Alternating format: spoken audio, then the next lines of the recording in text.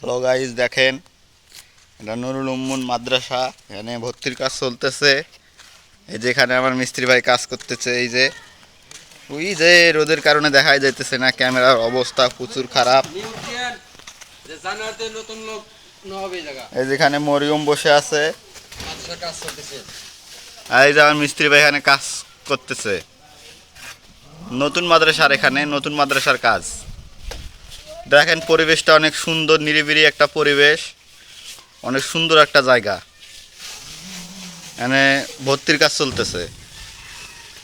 এর একটা ঘর। এই যে আমরা এই যে ওখানে বালু বানাইছি, কাজ করতেছি। এই যে এখানে এই যে আমার মিস্ত্রি ভাই ওখানে কাজ করতেছে।